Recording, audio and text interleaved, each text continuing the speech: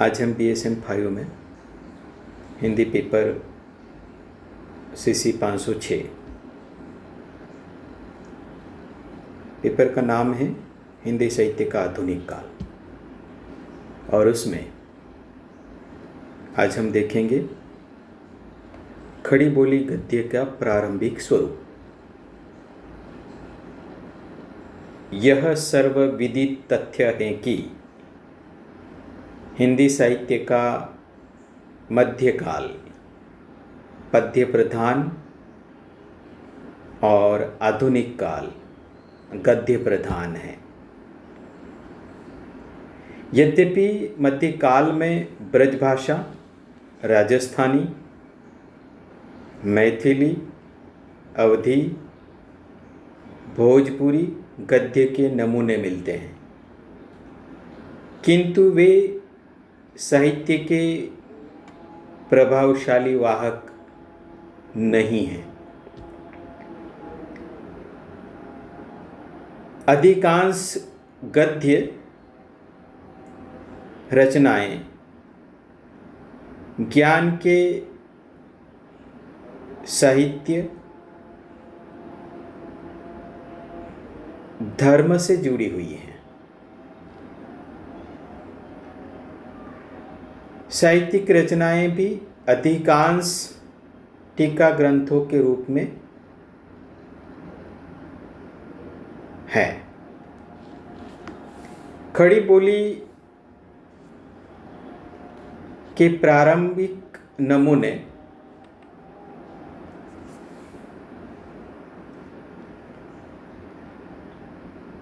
मध्यकाल के अपभ्रंश ग्रंथों, संतों, नाथों की बानियों में, अमीर खुसरो की रचनाओं में ढूंढे तो जा सकते हैं, किंतु 19वीं सदी के पूर्व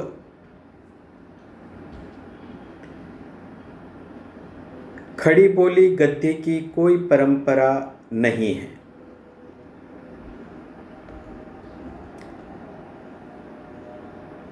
18वीं सदी में लिखित राम प्रसाद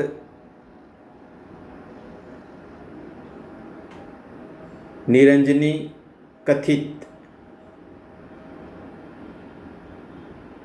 भाषा योग वशिष्ठ तथा रवि शेणाचार्य के जैन पद्म पुराण का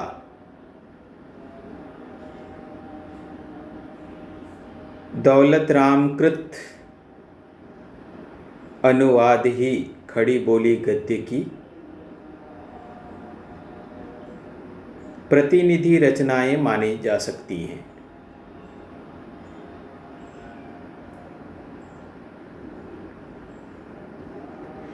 भाषा योग वशिष्ठ की भाषा पद्म पुराण की अपेक्षा परिमार्जित है। उस पर पंजाबी का भी प्रभाव है। पद्म पुराण के अनुवाद की भाषा ब्रज भाषा से मुक्त नहीं हो पाई है। खड़ी बोली शब्द यद्यपि कॉर्ट विलियम कॉलेज की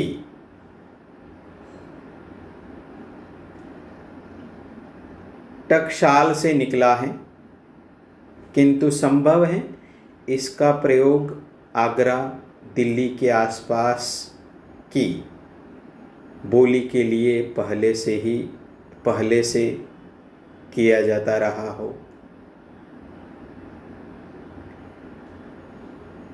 19वीं सदी के आरंभ में खड़ी बोली गद्य के आरंभिक नमूने सदल मिश्र कृत नासिकेतोपाख्यान और लल्लूलाल कृत प्रेम सागर के रूप में मिलते हैं।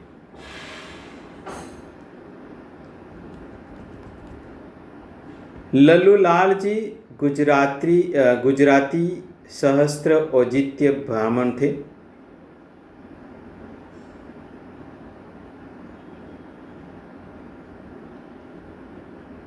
सदल मिश्र आरा के निवासी थे।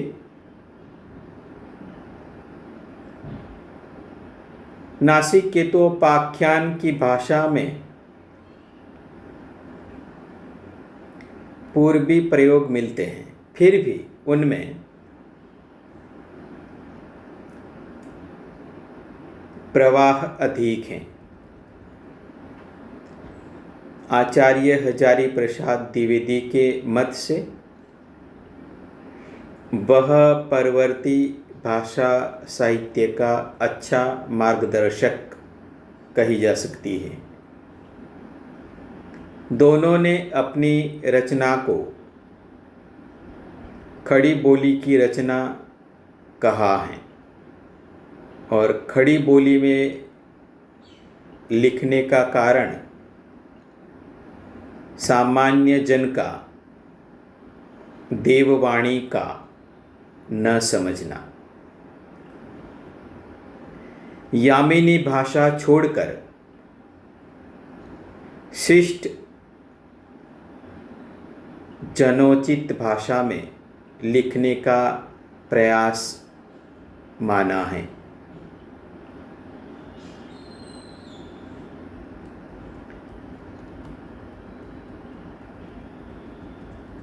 लल्लूलाल जी की भाषा ब्रजरंजित खड़ी बोली है। विदेशी भाषा के शब्दों से बचने के प्रयास के बावजूद वे पर्याप्त मात्रा में हैं।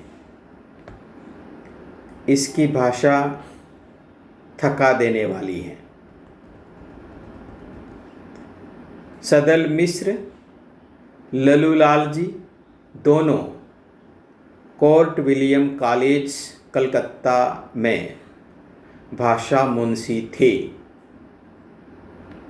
इसका यह अर्थ कदापि नहीं लगता कि खड़ी बोली गद्य का आरंभ कोर्ट विलियम कॉलेज की देन है। कोर्ट विलियम कॉलेज से दूर मुंशी सदा सुख नियाज इंसा अल्लाह खां ने खड़ी बोली हिंदी गद्य के विकास में महत्वपूर्ण भूमिका निभाई। इंसा अल्लाह खां लल्लूलाल जी सदल मिश्र के समकालीन थे। इनकी रचना उदय भानुचरित या रानी केतकी की कहानी खड़ी बोली गद्य की आरंभिक मौलिक कृति है। इंसा अल्लाह खां उर्दू अरबी फारसी के विद्वान थे, किंतु उनका उद्देश्य ऐसी भाषा लिखने का था जिसमें हिंदी छूट और किसी बोली का पुट न मिले। तब जाके मेरा जी फूल की कली की तरह खिले। एक सायास कोशिश का प्रभाव सर्वत्र दिखाई देता है। जिसके कारण भाषा में सहज प्रवाह नहीं आ पाया है। रानी केतकी की कहानी का रचना काल 1800 और 1808 के बीच का है। इसकी भाषा के संबंध में उनकी इच्छा थी हिंद विजन भी न निकले और भाषापन भी ना हो।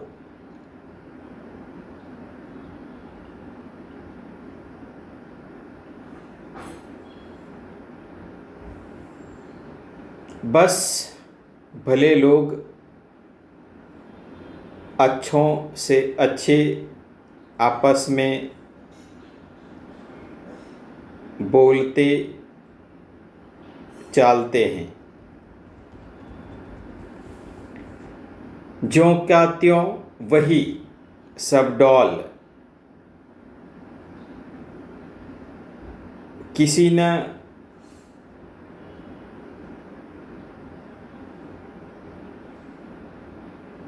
की ना हो।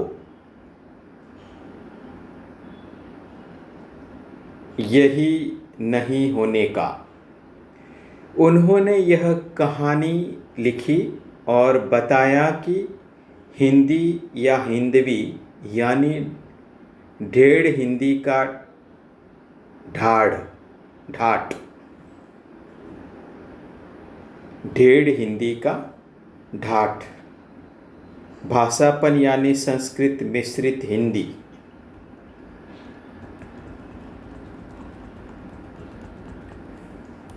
मुंशी सदा सुखराम नियाज कृत सुख सागर की भाषा शिष्ट जन व्यवहारत भाषा है। प्रचलित पंडिताऊ प्रयोग उनमें मिल जाते हैं। संस्कृत मिश्रित हिंदी को उर्दू वाले भाषा कहते थे। उर्दू के कारण इसका चलन होते देख मुंशी सदासुख ने कहा था, रस्मो रिवाज भाषा का दुनिया से उठ गया। आचार्य रामचंद्र शुक्ल ने तत्कालीन हिंदी गद्य के लिए 3 कसौटियाँ बनाई हैं। बोलचाल की भाषा शिष्टता, व्यवहार में आने की योग्यता,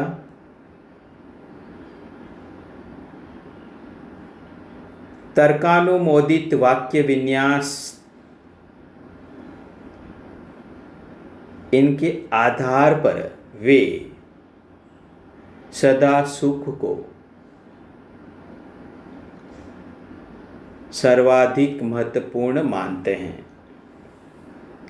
उसके बाद सरल मिश्र को, जबकि बाबू श्याम सुंदर दास इंशा अल्लाह खां को सबसे अधिक महत्व देते हैं। वास्तव में लल्लू लाल जी, सदल मिश्र, इंशा अल्लाह खां, सदा सुखराम, इन चारों लेखकों का आरंभिक हिंदी गद्य का रूप निर्धारित करने में महत्वपूर्ण योगदान है। तत्पश्चात भारतेंदु युग के आगमन तक हिंदी पत्रकारिता के उद्भव, देवनागरी लिपि के प्रयोग के कारण हिंदी गद्य का विकास अनेक दिशाओं में आरंभ हो सका। अस्तु।